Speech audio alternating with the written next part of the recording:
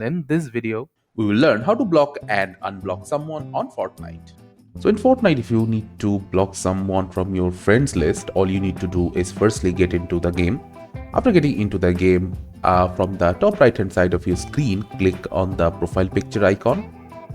Now in here you will find all of your friends that are friends with you, and in order to block any of them, all you need to do is just click on them, head to more option. In here you will see an option called block. So all you need to do is just left click on block, and that person will be blocked from your friend list. Now suppose you had a change of mind and you would like to unblock that person.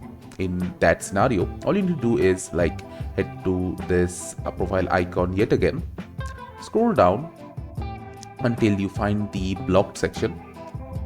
Under the block section you will find that same person. All you need to do is just left click on it, then select unblock. After clicking unblock, that person will be unblocked, but he will no longer be your friend. And if you want to add them to your friend list again, you will have to send a friend request to them, or they have to send a friend request to you. So this is how you can easily block and unblock someone in Fortnite and enjoy. Thank you for watching. Subscribe to our Topical Talks channel for more videos.